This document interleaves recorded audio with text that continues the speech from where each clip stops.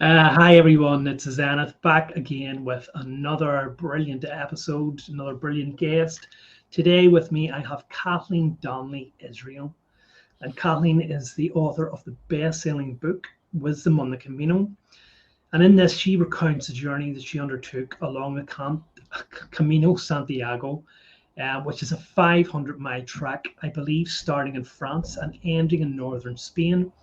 And in that, she recounts the journey that she undertook, that on the age of 70, believe it or not, the people that she met along the way, the experiences she had, and it was an opportunity for her to share the spiritual wisdom that she had gathered over the years while tending to her husband, Ron, over 17 years. So, Kathleen, very, very warm welcome to the show. Very, very pleased to have you on. We were having a little chat beforehand, and I was just talking about the eagerness that which I wanted to get you on because there's not too many 70-year-olds that I know of anyway who decide to take on a 500-mile track. I think people at that age are looking to wind down in their lives, but from what I know of you, you just seem to be getting busier and busier. Thank you. I'm so happy to be here with you. So Yeah, go ahead. tell us a little bit about this here because I do know a little bit about it. I think one of my relatives done something similar. I'm not too sure about it, but it starts in France and it ends in Spain, and it's a 500-mile trek, which must have been quite a journey. It was such a gift to me after spending all that time taking care of my husband. It was just wonderful to have something to look forward to. And so he died in August of Parkinson's disease. He couldn't swallow anymore. And then by January, I was putting my stuff together and studying how to do it, how to pack and pack lightly, and also I used to walk with my friend 5 miles a day, 3 days a week down by the bay here in San Diego. And so I thought, well, I don't even break a sweat walking 5 miles. I could just walk 5 miles in the morning, and then after lunch I could walk 5 miles again, and I can do this. And then I was working at a horse ranch.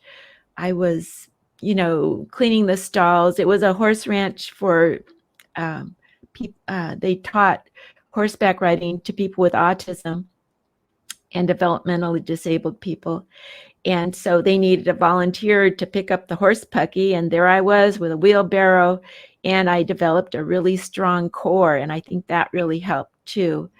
And also my sister-in-law took me on hikes up mountains. She said, Kathleen, you're going to have to hike up mountains. So she went and found all the mountains in San Diego, and we hiked up them. And so in that way, I was prepared for the physical, whatever. And then I had to accumulate all my lightweight clothing and everything. The pack, I bought 4 packs before I found the right one, and I was prepared. By March, I bought my airfare over to France, and I was going. That's quite a journey and quite a story. I mean, just to backtrack a little bit, you've been with your husband for so many years, and what I remember, you were a team couple for worldwide marriage encounter in the 70s and 80s. So obviously you were very committed to each other. You were very much a part of each other's lives, doing so much in the world together. And I guess it must have been quite a painful time for you to see him slip away.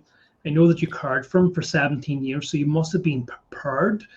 But to kind of have his final breath around September, and then by January we're ready to kind of just go off on this kind of adventure. I'd kind of love to know your thought processes or what was going through your mind at that time. Do you think maybe a part of it was you were still in shock or trauma, or what? Did you just feel inspired?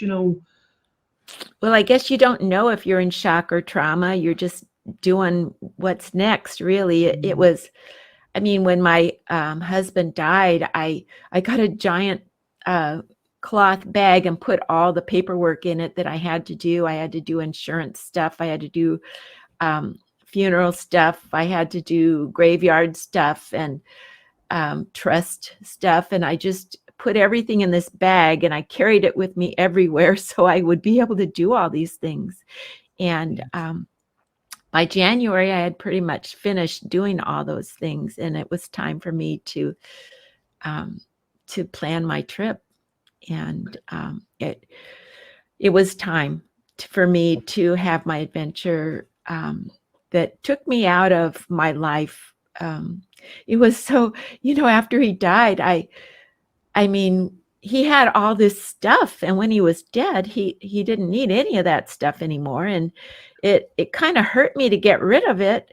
But then I gleaned in my house of anything that had anything to do with disease, number one, and then I had all this photo equipment, and oh my goodness, our children needed some. I mean, we have 5 children, so they took some of that stuff, but it was really good for me to just get away from all that. And so it was, my thought process was, I don't know what my thought process was. Right after he died, I'm a Catholic, but I went to a spiritualist church because they actually can talk to the dead, for gosh sakes. Yeah. And so, so I went there, and they gave me a reading. I guess when you go there the first time, they make sure you get a reading. And the reading was that I was going to go on a journey, and they had no idea. And the journey was so deep. It was deeper than I ever could imagine, deeper into the dirt, into my blood. And then after she gave me the reading, I said I wanted to go on the Camino. She was like, okay, so I know what I was talking about now. Yeah. And it was just from the spirits. And Ron's spirit was with me too on the Camino. I kept seeing heart-shaped rocks. And when I a long time ago, before he got sick, I used to go to school in Switzerland in the summer, and I started finding heart-shaped rocks so I could take them home to him to show him that I was thinking about him while I was gone. And he was there showing me heart-shaped rocks. I mean, if it was uncanny, like every 10th step, there was a heart-shaped rock. And I was just like, okay, thank you, Ron. Yeah, that's a beautiful, beautiful statement and a beautiful way to express the fact that his spirit is still around you. And I guess maybe you didn't quite know what your thought processes were, but I guess you had your beliefs. Obviously you're Catholic, but you had learned of so many different people during Ron's illness, so many spiritual teachers and healers. So I guess in a way you were prepared and understood that it was just his physical essence that had left you, and he would always be with you, I guess. So maybe I think so. Maybe it was just him pushing you on to say, right, listen, do not start feeling sorry for yourself. Get rid of all these earthly things because they're of no use, and get on this journey. Really, it was probably the wind at your back when you were traveling there. So that's a good thought. Thank you. Thank you. No, I understand perfectly. I've been part of these spiritual churches and doing that sort of work myself, so I'm very well kind of versed in that and understand all these signs and stuff that a lot of people would dismiss as just coincidence and stuff. But I think that once you truly believe, then you'll be open to receiving more signs. So I've no doubt that he was there with you, filling your thoughts and every wee tiny thing. So I know you received a lot of signs on your journey, so I've absolutely no doubt that he was there with you. But what did your children think of it? You had 5 children, and you decided you're going to practice. I think they were really happy for me to be doing something like this, because it just was so long taking care of him. And they were all supportive, all of them. And I have guardian angels, and I took them with me. I have 4 that I know personally. And they came with me, so I wasn't afraid. I just relied on them. And I have 2 very special ones that walk with me in my neighborhood, because I have skunks in my neighborhood.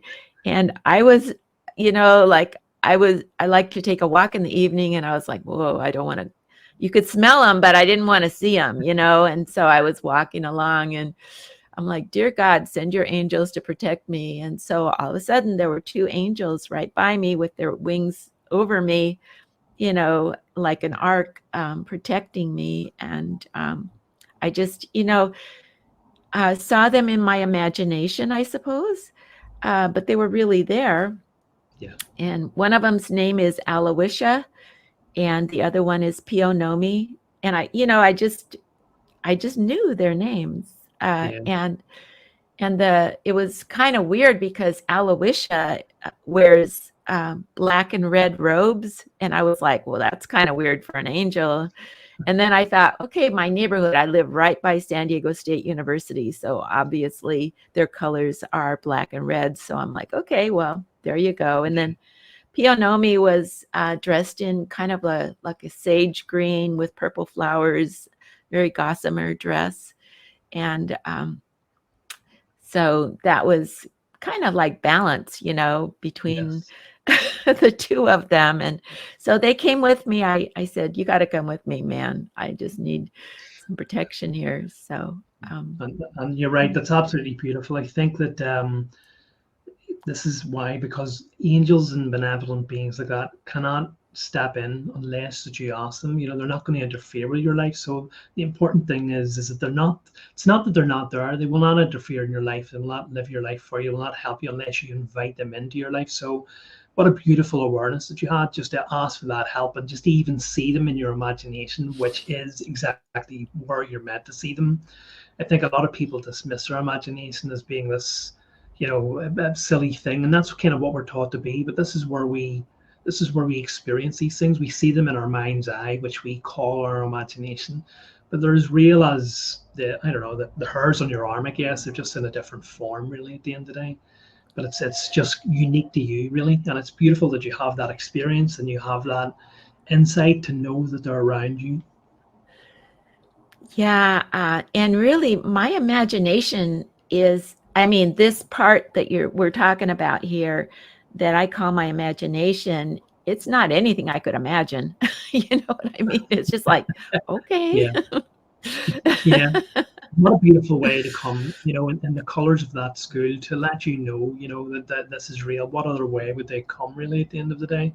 I always find that they come in a way that we're going to recognize. It's not this kind of obscure way where you're wondering the meaning of it. They'll come to you in a way that you're going to recognize and identify. Okay, this is a real thing. Why would an angel be dressed in red and black when it can't Really? be luminous I white? would not think of that. You know what I mean?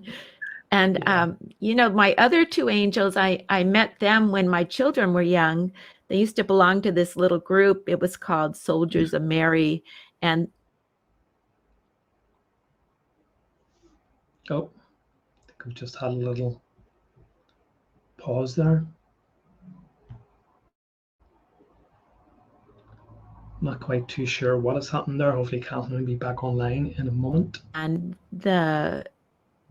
Sorry, so we I was just we at the just dropped the meeting, connection. and she said, okay, so we did a little art project. We did a little art project that was like, um, you color this picture of your guardian angel. And then she told us to sit there and just think about our guardian angel and ask in our mind, what's your name? And so I did that with the little kids, and the name came back, Lunk. And I was like, Lunk? What kind of name is that? And then I got this image of this giant angel sitting next to me. Here's me little, and this giant angel sitting next to me with his arm around me. And I'm like, yeah, well, maybe I just need a bodyguard angel. And that's what this is all about. And Beautiful. then the next year, she did it again. And so I sat and I asked my angel, what's your name? And I got the name Mary Bell. And I got this image of this flittering around little angel that was all gregarious and happy and not large at all. And so so those are my four angels that I know about. and they just kind of come around and help me all the time. Yeah, that's a beautiful way of describing them and understanding how they're around you, and to have that awareness from an early age is fantastic. And I guess a lot of people, would potentially don't believe in angels, but it's really up to them and whether they choose to believe in that or not. And as I said, everything's kind of free will. So, if you choose not to believe, they're not going to interfere in your life. But if you choose to believe, and invite them into your life, your life can be absolutely transformed. As you know, I interviewed someone there who's very connected with angels, and a personal friend of mine um, has this deep connection with archangels too. It's something that I've experienced too. So it's such a beautiful thing, and to have that awareness about you and to have that understanding, that they're there with you and to have them appear to you is a beautiful treasure beyond any kind of monetary value or any physical thing that we could have in this world. To know that you're so loved and protected at all times is something that is priceless, really, at the end of the day. Yes, lovely. Yeah. Yeah. So, So while go ahead. Ron was ill, I had in my life, I had a lot of trauma from my childhood. And so all my life I've been trying to, figure it out and be a happy person. I was a really sad person, actually. I was a sad mom. My children, I feel so bad that they had a sad mom, but that was me. And so while my husband was ill, I had to be there. So I just went online and I studied with all these enlightened thought leaders. And I studied for so long. I mean, I got rid of a lot of my trauma. And Mhm. also, I developed my own philosophies, having synthesized all the things that I learned. I just felt like God was leading me to all these healers. And I would like listen to one and buy the program and do the work. And then when I was kind of bored with it, God would send me another one. And I kept getting all these teachers, and it was great. And so when I went on the Camino, I shared all my philosophies, I want to call them, with the people on the Camino, because you just sit and talk to each other and explain, like maybe most people are there because, I mean, maybe I shouldn't say most, but a lot of people are there because they got a problem and they need some space to figure it out. And so I would share some of my charisms with them. And so when I got home from my trip, I wanted to write the book about my Yeah. charisms or philosophies. And I didn't want to seem teachy. So I remembered that I told people those things on the Camino. So I wrote my book about walking the Camino and telling people those things. And have you got a copy of it there to show everyone? Oh, yes, here it is. Wisdom on the Camino by Brilliant. Kathleen Donnelly Israel. And Spiritual. the subtitle is A Spiritual Journey, Sharing Forgiveness and Possibilities to Inspire the Rest of Your Life. And I really, truly believe that. Yeah, and it's something that we want to get into, talking about forgiveness, but we'll get into that after. I guess maybe the next question then is once you decided to go on this journey and prepared for it, what were your emotions around it? Did you know that you were going to complete it? Did you have any hesitation or reservation about boarding that plane? And did you ever have any moments of doubt and thinking, what the hell am I doing at 70 years of age? I'm going to do this 500-mile track. No, because you know what? I'm as young as I'm ever going to get. This is it. Now is, now is it. Anything I do, now is the time, because later on I'm going to be older. It's not going to help to wait at all. So That's just so inspiring to hear this from your mouth, for you to consider yourself to be so young, and that's so rightfully so. We're only as young as we feel. And a lot of people, as I said, at your age will be, oh, I'm too old, I can't do anything, and feeling sorry for themselves.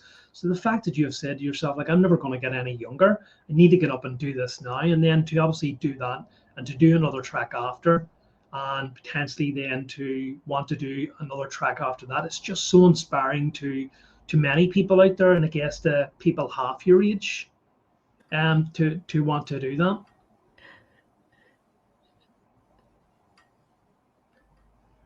Sorry, we lost a bit of audio here. I was just saying it's so inspiring to hear someone at your age, say to themselves or say, well, I'm still young enough to do this here. I'm not feeling sorry for myself. I'm not at the end of my life. I want to do this here, and I want to continue on for as long as I can. It's inspiring to people, I guess, even half your age. Hello. One of my adventures was I was at an albergue. The albergues are like a giant room with a whole bunch of bunk beds in it. And I would go to an albergue, and sometimes they would have food there, and sometimes they would have a kitchen, and there would be a grocery store in the town, and I would just go to the grocery store and get food and cook it, or there were restaurants sometimes. So this one place said, would you like to buy dinner? And I always say yes when they ask me that. So when so it just seemed like only one other person said yes that night, and so it was going to be me and this man having dinner. Here I am, an old lady, acknowledging I'm an old lady, we don't have to worry about this.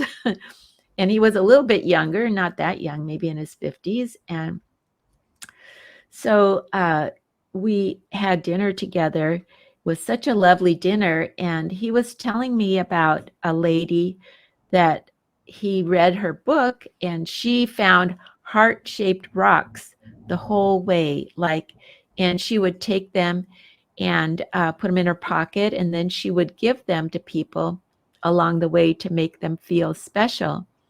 And I told him, every time I see a heart-shaped rock, I want to leave it there so somebody else will find it too.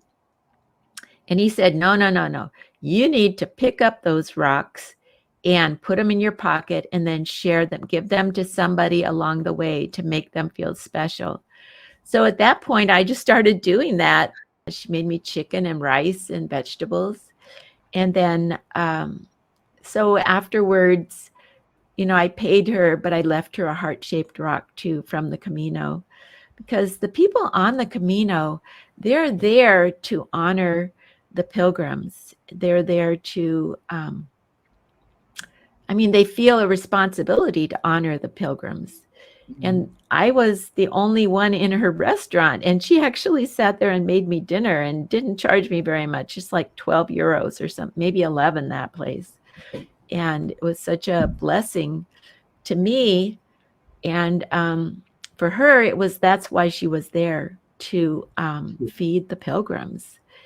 And she was so glad I was there so she could do that. That was on the Mesita, actually. I don't think it was Tria Castilla. Anyway, wherever it was. One cool thing was that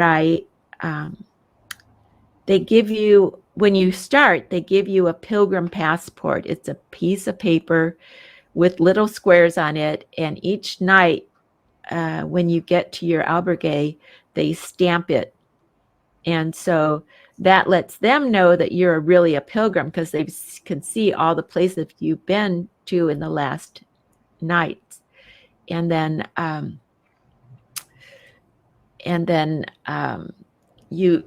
that's like and then they write down your name. They take your, physical your passport from your country, and they write all that information down.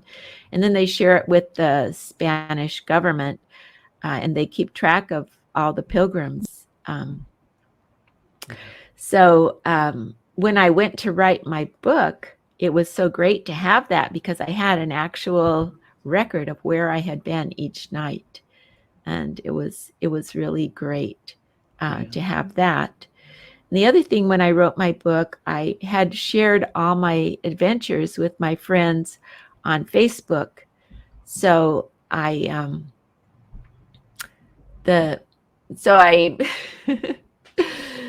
I had that record too. I went back and looked at all my Facebook postings, and then my children made a WhatsApp. My daughter Carla made a WhatsApp, and she called it Mom's Walkabout Check-In. So I shared with them all the gory details that I didn't share with my friends on Facebook. I think I shared mostly the beauty on Facebook, but there were so many amazing situations on the Camino. I remember one time I was walking along and I met this dog, and I'm kind of afraid of dogs. And that was one of the things that I was afraid of, that I would meet some barking dogs. And so I was counting on my guardian angels to help me with that. The other thing I was afraid of was cold showers. I was like, oh man, what if I get in somewhere and all they have is a cold shower? But I never really got a cold shower. I got an almost cold shower one time, but not really.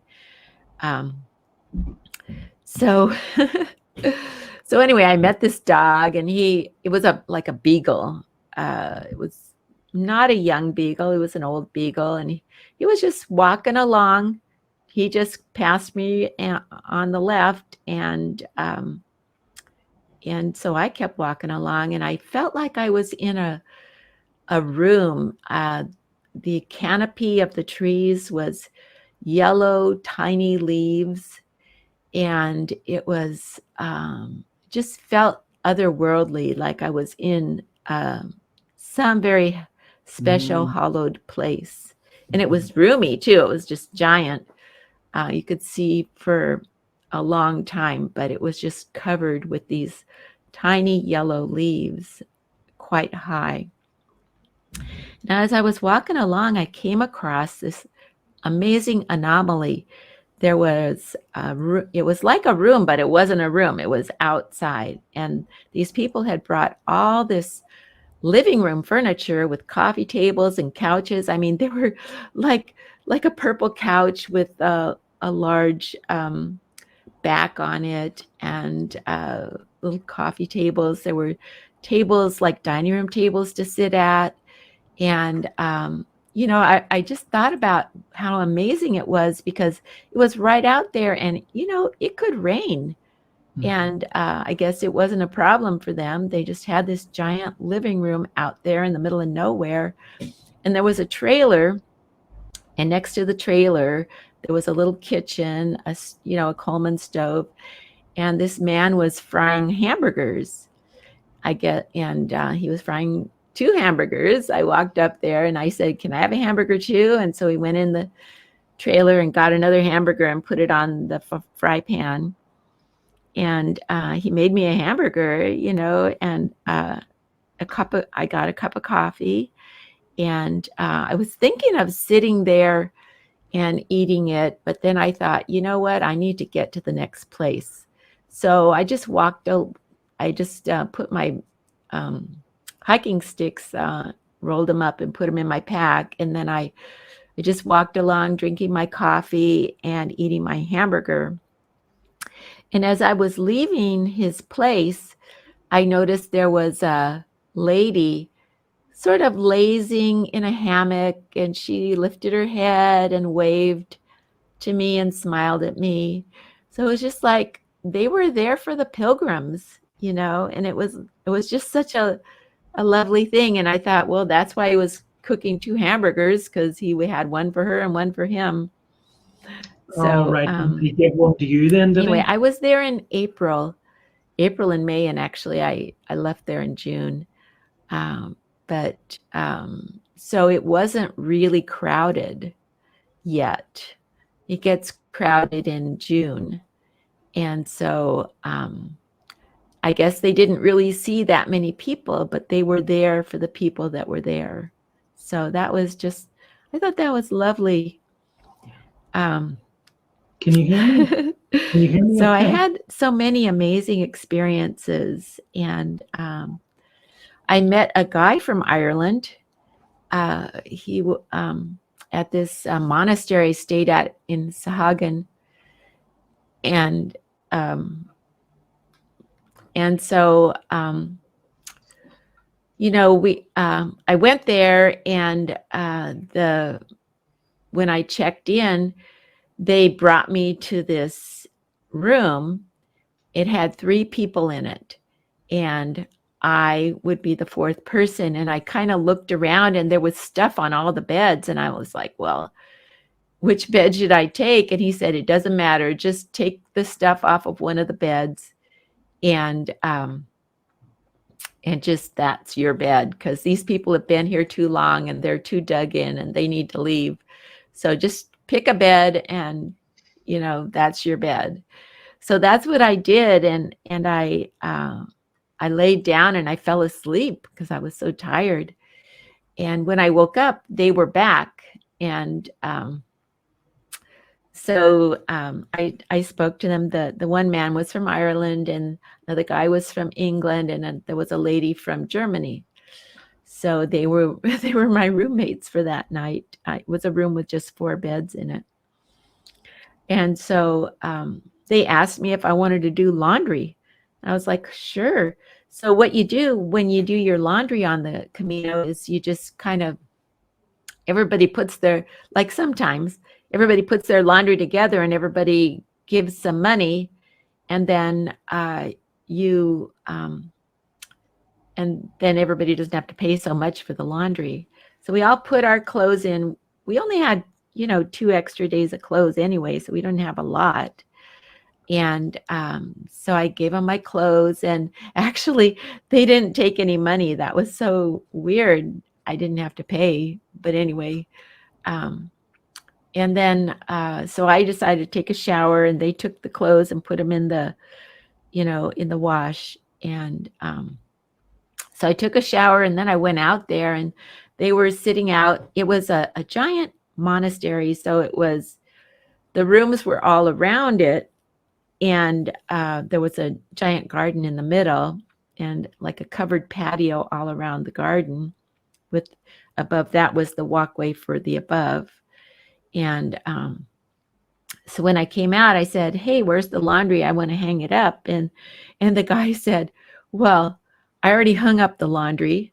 And so I was like, wow, that was fast. Amazing. And then they were eating a salad, and I went out there, and they gave me a plate that somebody else had eaten on, and they had a couple of clean forks there, and they poured the rest of the salad that they hadn't eaten on the plate. And so I had salad for lunch. It was very sweet of them. I felt blessed by them. And the guy said, he kind of chuckled, and he said, I have to tell you, when I was hanging the clothes, I kind of got a fluttering of my heart when I hung your bra up. So it was just comical. And so he was telling me about his, why did you go on the Camino? Everybody asks us that. And he said that he was living with his brothers. His parents had moved to Dublin, and him and his brothers lived in the family house back in their town, wherever it was, I don't know. And so his older brother went and got a job, and he moved out. And now it was his time to move out, but his younger brother didn't want him to. And he felt tied down by his brother, but he didn't want to leave his brother and make his brother sad. So he didn't really know what to do. So he went on the Camino to kind of sort it out. And so he felt bad. And so I remember one of my charisms was developing a good story. So when you have a sad story, it's just evidence of a low vibration that you've been emitting. And so you need to change your mind. Number one, we have control over what we think. We can change our mind. And so I told him, well, let's make up a good story. And so I want you to imagine your family, and just imagine them all happy and then I said, what do you see? And he said, I see my parents and me and my brothers all together. And I said, okay, so take away your older brother and imagine it, and you're all still happy. What's happening? And he said, yeah, we're all together in our house, all happy. And then I said, well, take you away and imagine them all be happy. And he said, my brother is with my parents in Dublin because my parents need to be in Dublin. And my brother, could go there and be with them and not be alone. And I could go and do my life. And I said, well, there's your solution. You just had to imagine a good story. And then, because when we worry about something, what it is we're imagining a sad story, and then it's not real. We're just imagining it. And then we go with it and we believe in it. We put faith in it. Mhm. And that is so not necessary. If we want to have a happy life, we have to imagine something good for ourselves, and we have to live into it. All the worrying that we do isn't real anyway. We might as well make up a good story, and then we put grace around it, and then we can live into it, into the grace, and put a good spin on it for ourselves. If something goes wrong, thinking bad things about it isn't going to help. Thinking good things about it is what is going to be helpful for our story. Yeah. So in that way, I was able to share one of my charisms that I learned while I was taking care of Ron. That's beautiful. And then that day we went on a hike, and Sahagan is the halfway mark on the Camino. So we went they invited me to go with them to this place, and we all got our halfway certificate. And then then they made sure they brought me back in time, because in the afternoon, the priests at that monastery have a discussion group.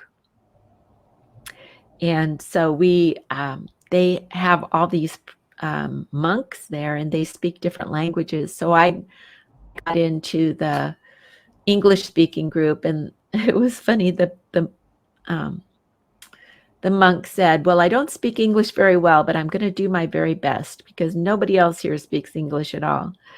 And so that was really sweet. And then after that, they had a mass, and it was really nice. After the mass, they passed out papers of different colors, like the English one was blue, and then the other languages had different colors of paper.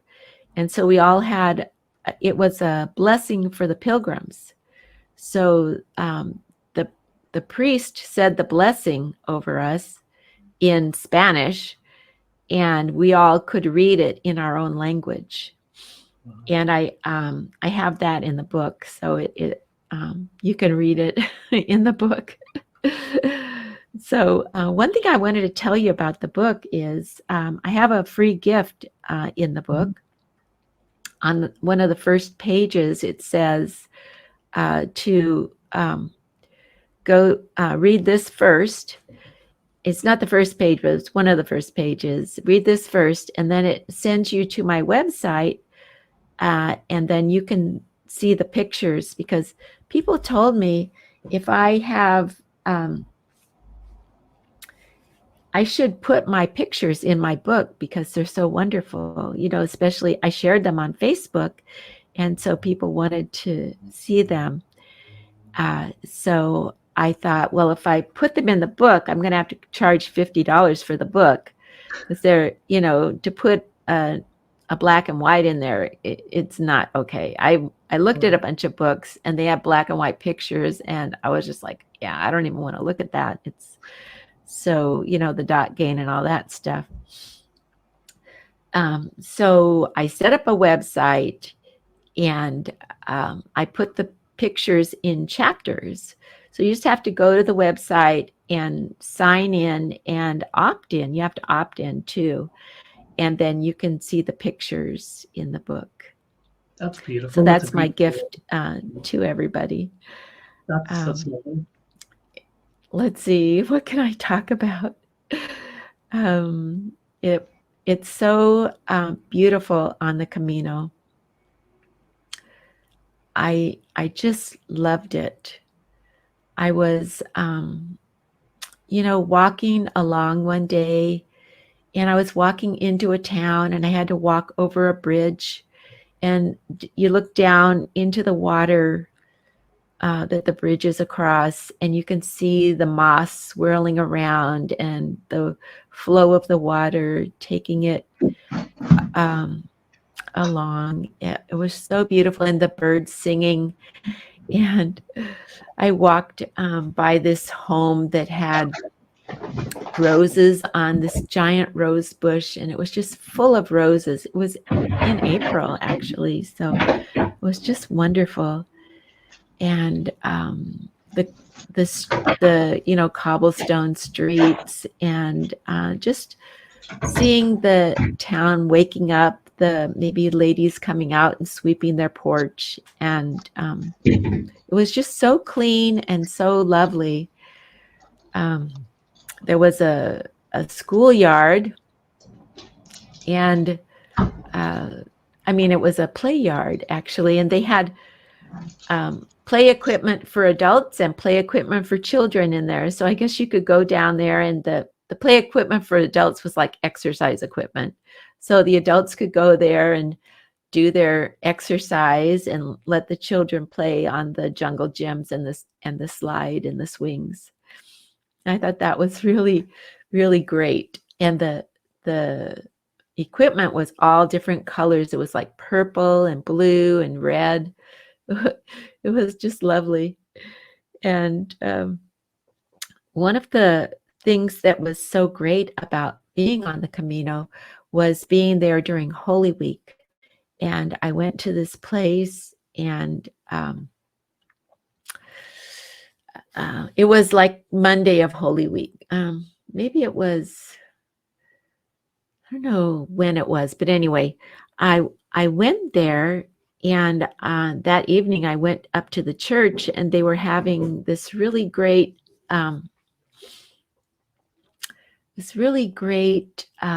ceremony. There was all these people there, and they were dressed in purple satin, and they had a hat that looked like, I don't know, like a dunce cap or something, like a cone head or something, and a purple satin cone head. And over their face, they had this black mask that you couldn't see, and I suppose you could see out, because it was an anomaly, really. And they all had drums, and they were beating their drums, and there was a leader, and so I think they were just practicing when I got there, and they were dun dun dun dun dun dun dun dun, dun with the drum. Yes. And then all of a sudden it stopped, and then they started the procession, and they had the priest. Well, I guess the drummers went first, some of the drummers, and then they had the priest who was walking along, and then behind the priest there were like 3 or 4 men who were playing a flute, and and it was kind of like the melody, right? So you had the drums and the melody, and then more drummers, and then the people after that. And so the people who were there at the church, we walked behind the drummers, and we walked through the whole town. I mean, there were so many people. It was like we filled up the whole street. And there were people out there looking at us from their door and their window and their balcony. And it was just a whole town thing. And then at one point, half of the drummers went one way and half of the drummers went the other way. And we went up to the church, and I was just kind of had my camera, and this man was pointing down the street. He got my attention. He was pointing down the street and he wanted me to look down the street. So at the bottom of the street, you could hear the drummers coming closer and closer and closer. And then at the begin, okay, so on the right-hand side, you saw this litter with the sorrowful Mary dressed in black and lace, a giant statue of Mary. And then coming from the other direction on a litter was a larger than life-size statue of Jesus carrying the cross.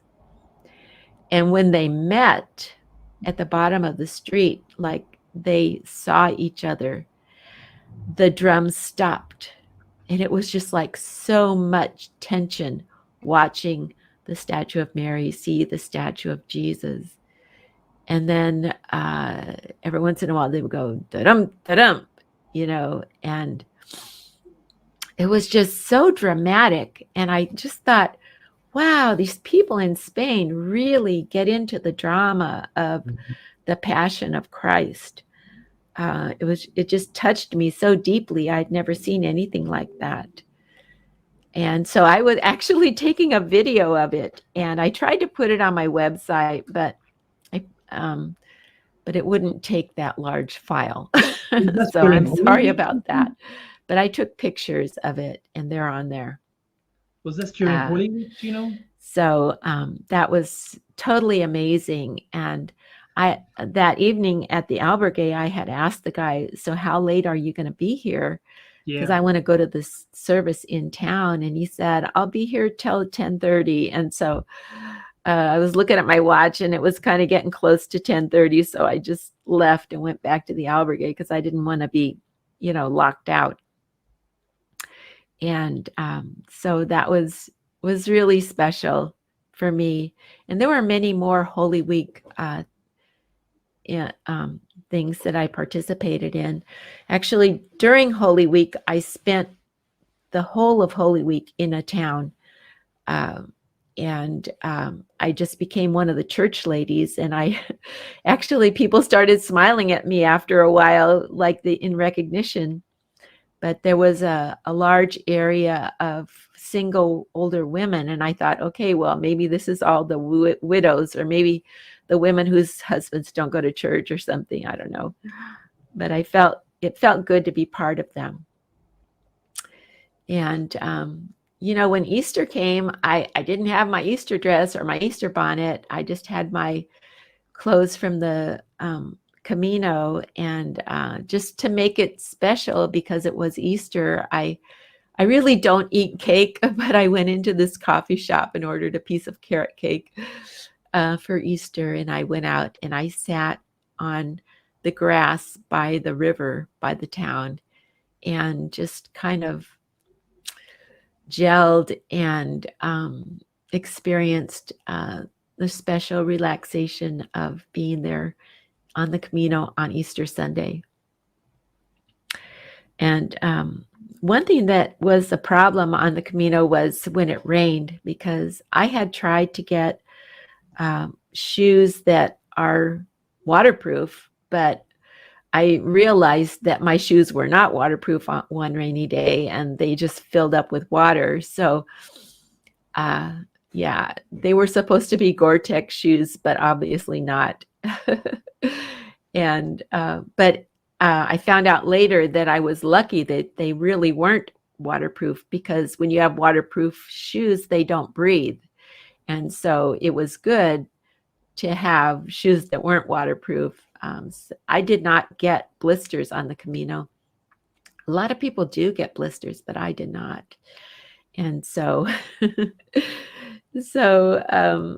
anyway, when I went to that coffee shop, I asked the lady, do you have a newspaper? I mean, it was like I was trying to think of how to say it in Spanish, tiene una periódico, or I don't really know what I should have said, but she said no. And then I told her, mis zapatos son, tiene agua, y necesito una newspaper or periódico or something. I don't know what I said, but anyway, she went in the back and got me some newspapers, and I crumpled them up and put them in my shoes to soak up the moisture in my shoes. So when it was time to leave, my shoes were still wet after a week, but at least they weren't so wet.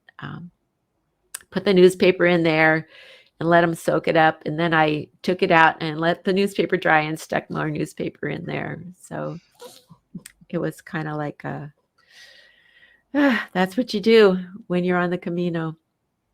I guess. And so I was really lucky to be there in the spring because there were so many flowers everywhere. The spring on the Camino, there were red poppies, whole fields of red poppies, and then also they would just crop up anywhere. You'd be walking along the street and there was a couple of red poppies. And one of the cool things about the red poppies is you could tell how windy it was. Sometimes the wind was so wild that it just blew them right over, but they always popped up again. And I kind of felt like that was a good anomaly for me, that the wind would blow and blow and I'd blow over, but I always popped up again. So that was kind of a neat message from the Camino. And anyway, it was very fun to be there. When I wrote my book, it was just such a joy. I wrote it in like 3 months. I was just hot penning it because I was just it was just such a joy to remember all those places I'd been. And between, I had to do the research and, okay, I was here at this time. What's going on in that place? Oh yeah, I remember that situation. And then I write the situation. There were so many good ideas that I got from just being on the Camino. And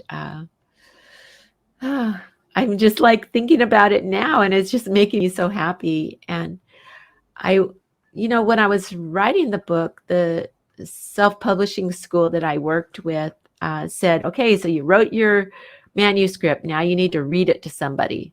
So my husband's cousin said she would let me read it to her. And it was like every day I read her, or maybe 3 days a week, I read her 2 chapters or 1 chapter or however much time she had. And I said to her one day, I said, Linda, do you think anybody's going to want to read this? And she said, Kathy, while you're reading, I have a big smile on my face. So yes, they're going to want to read it. So that made me feel good. And it kind of carried me through writing the rest of the book because, there's a lot to go through. You have to, you write it and then you edit it yourself, and then you read it to somebody and then you edit it per what they say. This Linda was like, oh yeah, maybe you should leave this part out or something. I asked her to tell me what she thought I should leave out. And then I sent it to the editor and they took a lot out, and oh my gosh, they changed, like I write like I talk, not necessarily good English. And one of the words that was a problem was the word were. And it was like, I said, like I said was instead of were. And he changed all my wases into wers. And sometimes I just felt like it didn't work. Like I said, I was wondering if there was laundry at the place. And he said I should say, I wonder if there were laundry. And I'm like, oh, that doesn't sound right. And so then I got to change it to, I wonder if there were laundry services. And so there you go. Anyway, it was a wonderful experience. And thank you for letting me share it with you. You're more than welcome, Kathleen. I hope that you can hear me. Yes. Yes, I don't know what happened there, but yes, like I really appreciated you. I know we had technical difficulties there, but I guess I just wanted to ask you before you wrapped up, was there any particular insights, that you kind of gleaned there? Because you would have spent a lot of time on your own in silence and obviously with nothing but your own kind of thoughts. And I'm wondering, was there any kind of maybe insights that you would have learned about yourself that maybe you didn't know before? One of the problems with having been, living with post-traumatic stress disorder all those years is that I brought in a lot of negative experiences from having a low vibration. And so on the Camino, I used to say, I don't get the good stuff. Everybody else seems to be getting good stuff here, and I do not. But it's because I was sending out those low vibrations. Yeah. And so on the Camino, I brought in all kinds of good stuff. And having done all that healing with those teachers, brought my vibration up, eliminated from me the sadness. And so one of them was, I do get good stuff. And another one was, I can take care of myself, because I went straight from my mother's house to my husband's house. And then, we created our life together. And although I did create quite a bit of that life myself, I didn't do it alone. But on the Camino, I had to go find me a place to stay. I had to go get me food. And, I had to make sure I was safe. And I learned that I could take care of myself and that I do get good stuff. Yeah, and I know obviously you're a very positive person, and you practice that Hawaiian breathing technique, which is so instrumental to a positive mindset. Could you maybe just Yeah. talk a little bit about that? Oh, Ho'oponopono? yes. The Ho'oponopono is it's a Hawaiian healing technique for the family. And it's like an incantation or a prayer or whatever you want to call it. But what you say is, I love you. And it's the big I love you. I love God. God loves me. God loves that other person. That other person loves God. And if you can say it, you say, I love that other person. But if you can't, you don't have to. It's okay. And you shouldn't, actually, if you don't want to. And then I love you. I'm sorry. And it's not I'm sorry I did something, but I'm sorry that this situation exists. There's a situation going on here, and I'm sorry that it exists. Please forgive me for what's going on in me that caused me to attract this, because I have some negativity here, and I'm drawing in the negative stuff. And then thank you for showing me this so I could heal. So if I didn't have this pain in my heart that was caused by this other person, not really, I have buttons to push, don't I? Thank you for showing me this so I could heal. I could heal now because I see this brokenness in me. And then when I said that, it like washed me. It washed all my pain out. Thank you for showing me this so I could heal. And then I love you, the big I love you. I love God. God loves me. God loves that other person. And all the I love yous you can think of. But one night when I was doing it, I was feeling shame. And I knew that Ho'oponopono is not about shame at all. It's about honoring your valiant spirit that was willing to come here, even though knowing it had a low vibration. And it came, I believe my spirit came here to raise my vibration. And so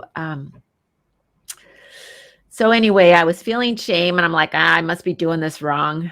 And so I was thinking about it, and I thought, okay, so when I said I said, please forgive me. And then I said, I forgive me.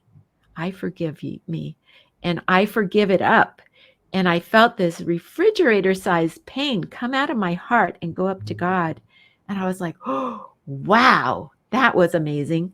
And so I was, it was like I was on vacation and I was in bed and I was thinking all these things that ever happened to me that were sad. My monkey mind, I guess. And so anyway, so I got rid of that one. And then my monkey mind brought me some more stuff to think about that was sad. And so I did I call it my extended Ho'oponopono. And so I did the Ho'oponopono again, and I got that out. And all night long, I was doing that, getting my pain out. And the next morning, I hadn't slept all night, but I felt so refreshed the next morning. And actually, I had been sad for so many years. I think I was in my 50s when that happened. And so I needed to do it for a long time. So every time, I mean, if I had my brains about me, right? Every time some sadness came up, I would do the extended Ho'oponopono. And then, like, sometimes I didn't feel like it came out, and I would ask my angels to go in and untie it, somehow find a way to pull it out to the beginning of my being. And so through that, I got rid of a lot. And there's hangers on. There's spirits in this world that are sad, and they will notice your sadness and they will hang on to you because they're attracted to it. So I got rid of my hangers on. I got, and all of a sudden I was just so clear. And I even had people, I mean, I don't see spirits just in my imagination, but I don't see them. Other people actually see them. And so this one lady was my friend. She came, I hadn't seen her in years, and she came over to me and she said, Kathleen, you got rid of all the spirits that were surrounding you. I'm so happy for you. And I just thought, thank you, Ho'oponopono. Thank you so much. Yeah. And what an amazing story. And you're absolutely right. There's so much about that. But for someone who isn't as connected as yourself, who doesn't understand this, we don't understand the power the trauma has over us, how it affects our everyday life, and how it weighs us down. And when we accumulate it over so many years, we become accustomed to it so much that we don't even recognize that it's there. And it's only when you go through what you went through, a kind of purging, if you like. It's almost like vomiting, getting rid of all this trauma, and you begin to feel, oh my goodness, I've felt better than I did in years. I think you're absolutely right. There are kind of earthbound spirits who haven't moved on, who are attracted to and kind of feed in a way of our lower kind of vibrations. And this is why it's so important to raise your vibration through techniques such as this here and other ones. And forgiveness is such an important part of that, because it, for me anyway, it releases this karmic bond that we have that keeps us bogged down and tied to the ground. And when you forgive someone, you release all of that anger and that pent up emotion that you have, and even forgiving yourself, because as you quite rightly say there, when we're in spirit form, if you want to call it that, we are perfect, and we come to this earth, and then we're not so perfect.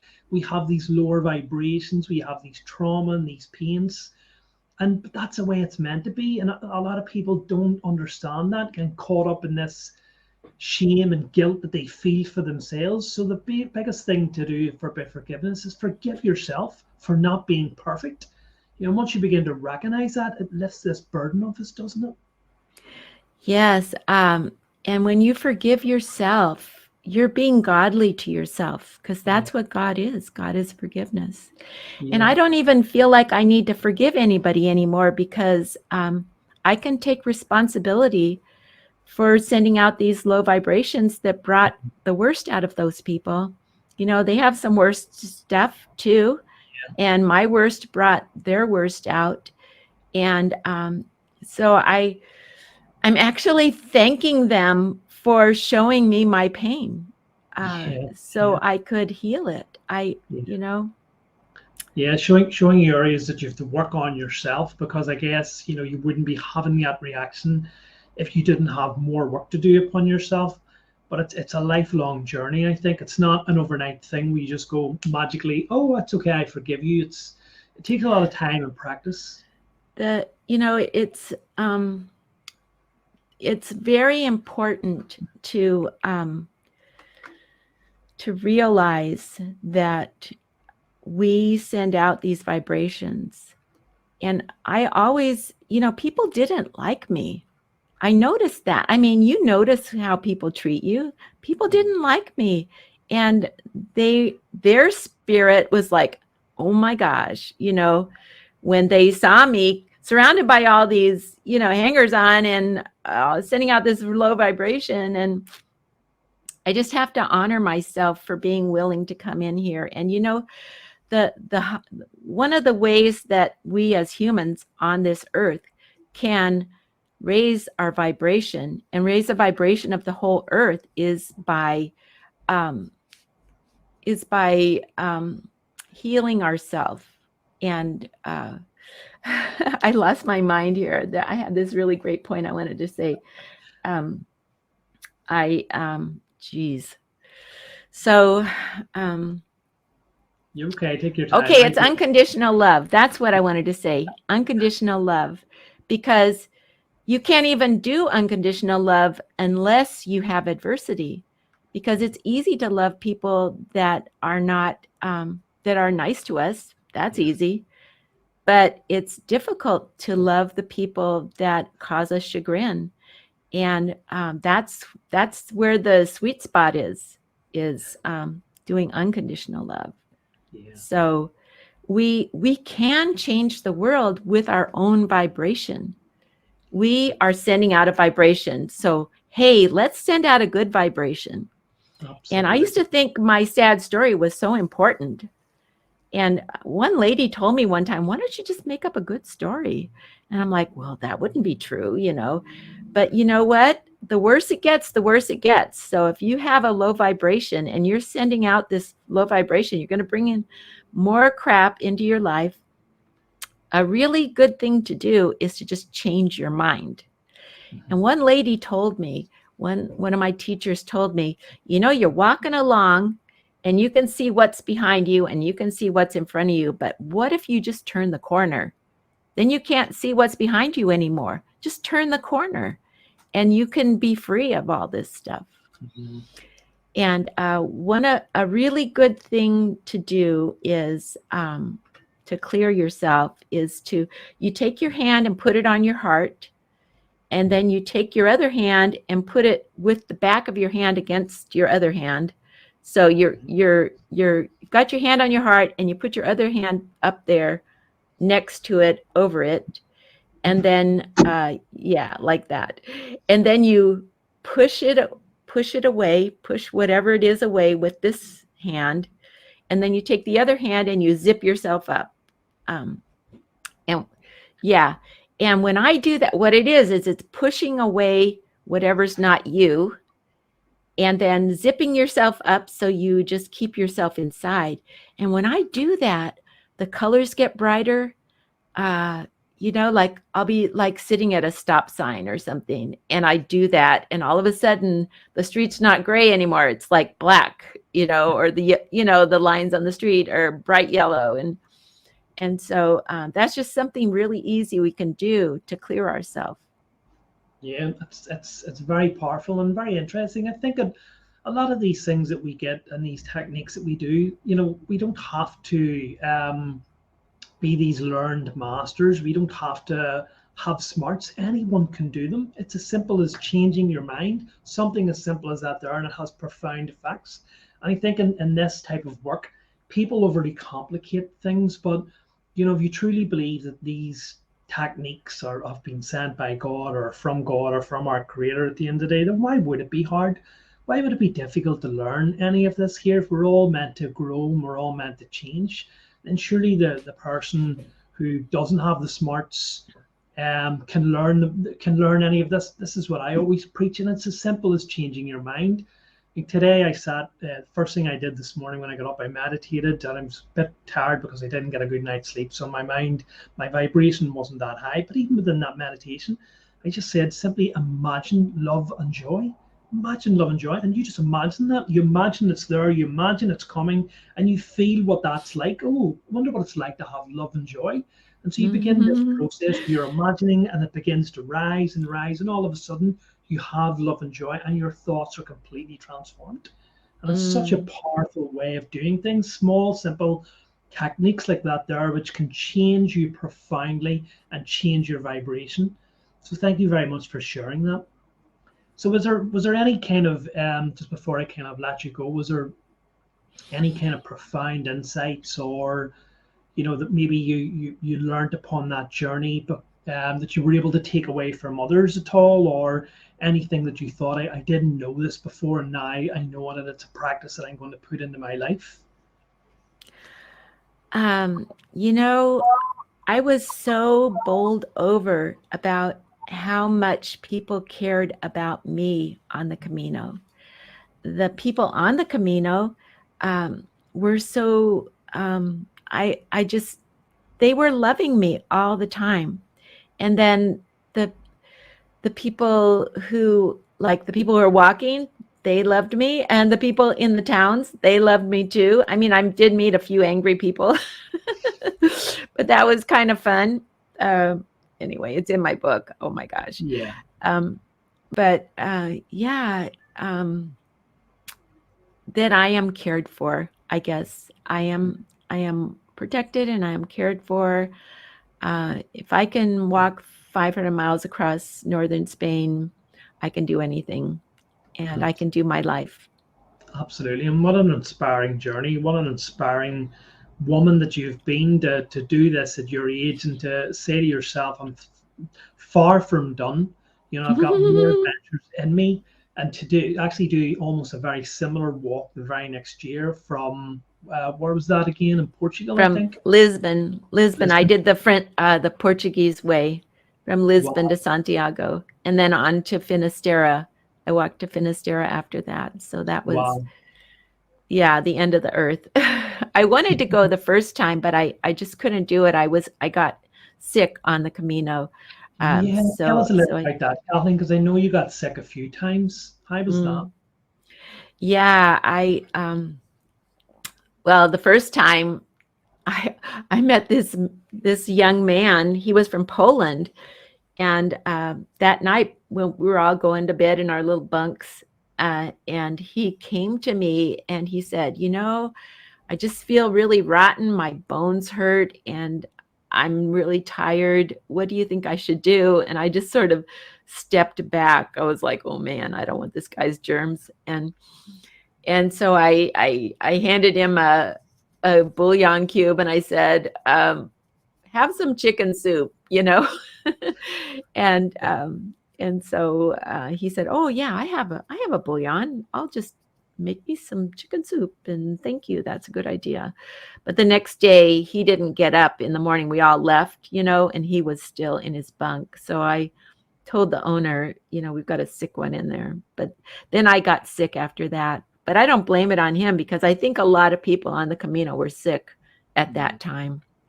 So uh, it was like Mother's Day, and I went to Lyon. I was in Lyon, and I stayed at this place for several days because I was ill. And they had a cafeteria, and I just noticed, I was looking around, and most of the people were sitting by themselves. So I'm like, yeah, these people are sick too, and they just don't want to get everybody else sick. So anyway, the day after Mother's Day, I finally, you know, was feeling better, and so the next day I actually went to another place in Lyon because I just felt like I needed to get away from my sick bed, and so yeah, I can't remember what I was trying to say here. I'm just Yeah, yeah. You talking. were just talking about being sick and, you know, just a Oh period yeah, I was of being sick, and then I got a urinary tract infection. I was walking up a mountain, and even though I knew that I had to drink 1.5 liters a day, no, two liters, so 3 liters. I had to drink 3 liters a day, or else I was, you know, gonna be sick. And I yeah, actually did drink 3 liters that day, but was walking up this mountain. It was to on the mountain to La Faba, and my clothes were drenched wet from sweat from walking up that mountain. And I know I just sweated more than I drank, really. And so I got a urinary tract infection. That was really terrible. Uh, I went to pharmacies for, you know, for finally one day I'm like, yeah, this is not going to work. So I had to go to a hospital and get some real drugs. And and even despite that, you still had no reservations or no hesitation about carrying on your journey. There was no point in that where you said to yourself, enough is enough. yeah, I knew, because I had read books and people talked about getting sick, and I'm like, okay, well, I'm going to give myself enough time to get sick too. And I'm going to take Holy Week off. And I gave myself time to do it. Actually gave myself 3 months, but I only took a little over 2 months. So I went to Scotland after that and took some art classes. Uh, but yeah, I paint icons. And so when I was trying to find out about painting icons, just Google painting icon classes or something. And there was a school in Edinburgh. And so I thought, well, I will just go there and learn their techniques. And that was very cool. But anyway, on the Camino, yeah, I just knew that I was going to finish. I decided that I was going to finish no matter what. I, had my angels with me, and yeah, I knew I could do it. Yeah, and you even at the definitely end, they told me to stay another 4 days when I got the UTI, and I'm like, no, I have to go. So I did. Yeah. It definitely sounded like you had a lot of help and a lot of protection just listening to your story, the encounters that you had, from the periods where you could have and potentially might have quit due to illness, the foods that you ate, because I know that there was a lot of bread on Oh yeah. the journey. You don't eat bread. I don't eat bread, but if you walk 10 miles a day, I think you can eat bread, but still it causes inflammation in me, and people couldn't believe that I gained weight walking all that way, but I did. Because of the inflammation, started out, I bought a child-sized sleeping bag, and I could fit in it. It was great, but by the time the end of the Camino, I couldn't zip it up anymore. So I kind of laid it over, put my feet in, and with a mummy bag, I put my feet in and laid it over me because of the bread. Well, most people lose weight when they go on a track like that, but you managed to gain weight. Yeah, I did. Yeah. It sounds like you had a lot of protection, a lot of help, and a lot of guidance. So I guess Yes. it was just meant to be. And I guess those emotions and that drive that made you decide, those few months after your husband had transitioned, were just meant to be. And I guess it was probably part of your purpose for coming here, to inspire people that, life does not end when you reach 70 years of age. There's so much that can still be accomplished. And I think that this is an inspiration, not only to people in your age bracket, but people who, feel that, oh, at 40 or 50, I have nothing left to give. I don't have anything. I'm too unfit. If a woman of your still fairly young age can accomplish that, and then the next year, go and do a similar track, and then to plan for another journey, I guess the possibilities are almost limitless. So it's I'm just going to keep going till I can't go. That's all. If you don't use it, you lose it. So, yeah. I feel like I can do this. Yeah. Well, absolutely. It's been such an inspiration listening to you. How long then did it take you to publish the book, when you come back? You know what? I really wanted to write my book about my teachings, not about the Camino. So I wasn't even thinking of writing a book about the Camino. And so it was more than a year afterwards. I got back in July, and I started writing the book the next August, during COVID, actually. I was really lucky to have gone before COVID on this Camino. And then when I went to Portugal, it was during COVID. So that was pretty exciting. They didn't have as many albergues open and stuff. So I had to take the bus back to the last albergue, and then take the bus in the morning back to where I started, left off. And so it wasn't as fun in that way, but but of course it was a spiritual journey, and I honored it as such. Yeah, beautiful. What an inspiring journey. As I said, it should provide inspiration to so many people, maybe not even to do something like the Camino, but to let them know that, that they're still able, that their goals are within reach, no matter what it is, that nothing is without of reach if you just have the right mindset, and just to ask for help and guidance, I guess, all of the time.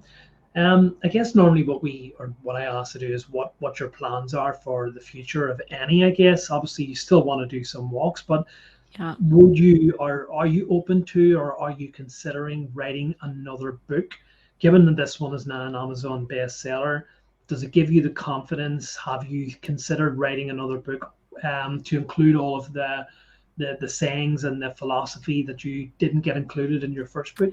Yeah, because I met different people in Portugal, and I'm just like chomping at the bit here to write my next book. And the self-publishing school, when you write your first book, then they say, "So when are you going to start your next book?"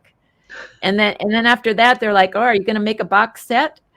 And so I think my box set is going to be, wisdom on the Camino, and then wisdom on the Camino Portuguese, and then wisdom on the Camino del Norte. I think next year I will go in April. I loved it in April, Yeah. um, to the Camino del Norte. Mhm. Wow. Well, I will be looking for the 10th book in the series, Wisdom on Everest, in your area. Oh my gosh. I was just trying to think of how I could not need 3 websites, you know what I mean? So I was gonna wisdom on the Camino up Everest, right? Yeah, but I mean, it's just such an inspiration, human ingenuity. And, they say life begins at 40, life begins at 50. I guess in your case, life begins at 70. Wow. Well, that's what when I was caring for my husband, some lady told me, because I, obviously put my life on hold. Um, she said, "Well, 70 is the new 60." So I'm still just in my 60s here. Yeah, well, absolutely. And age is a mindset, really, at the end of the day. And I guess one of the other important parts, if you change your vibration, not only do you become mentally, emotionally, and spiritually, lightened, but you can become physically lightened and have so much more energy and aliveness about you.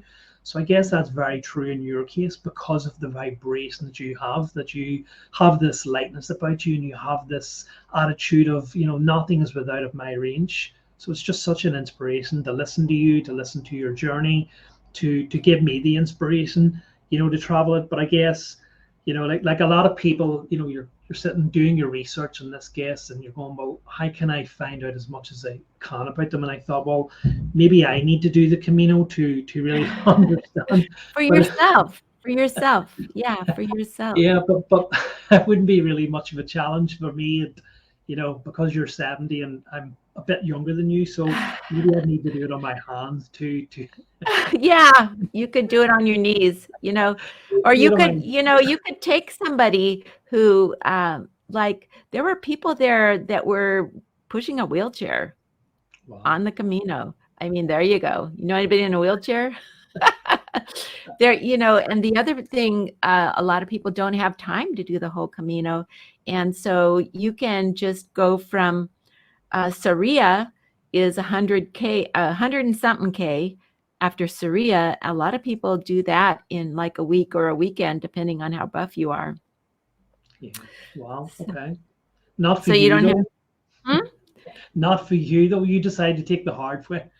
Well, it wasn't the hard way. It was the blessing way. It was like I just want a lot of blessings. It's like, and really about the going from Lisbon, I just kind of tongue in cheek say, well, if you don't have a lot of sins, you don't need to go from Lisbon. You can start in Porto, but but I just Yeah.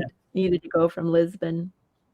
Beautiful. Kathleen, it has been such a pleasure having you on. I know we had some technical difficulties, but we got there in the end, and it was just inspiring just listening to all your tales of being on the Camino, and I didn't have to speak for once. So I think that things worked out the way they were meant to work, just as you could recount these wonderful, colorful experiences and about life on the Camino and these encounters that you met and these people that you met and the food that you ate. And as I said, doing it at your age should inspire so many people to shift their mindset, to raise their vibration, and let them know that not only can you change yourself and live what do you call it, an eventful life at the age of 60 to 70, but we can change the world if we change our mindset. And I guess that's the great kind of lesson. We can make this world a better place.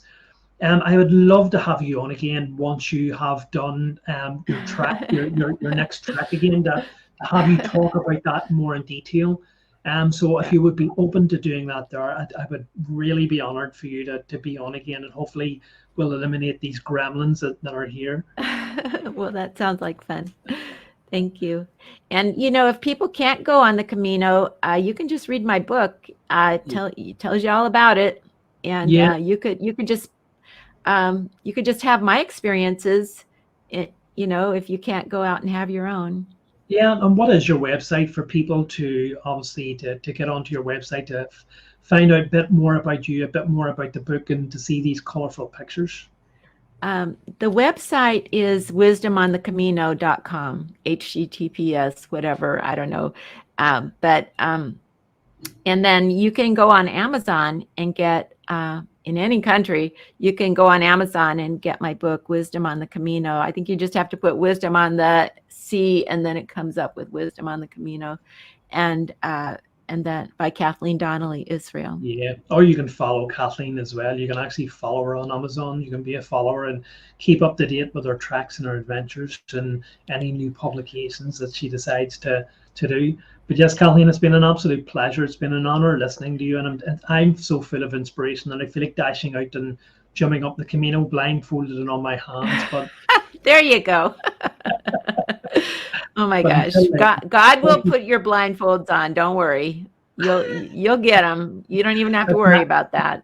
this interview nearly didn't happen because I nearly fell down a bank in a small Oh, forest with a patch of rain. So I don't know what I'd be like on a mountain range like the Camino. yeah. Just take your angels. You'll do it. Absolutely, absolutely. Well, look, thank you so much. It's been an You're honor. It's been a welcome. blessing. Thank you It's been too. an inspiration, and we will absolutely have you on again. I will be sure to track your progress, and hopefully, I'll get a copy of it to read it all for myself. Thank you. Thank you much. Bye. Bye-bye.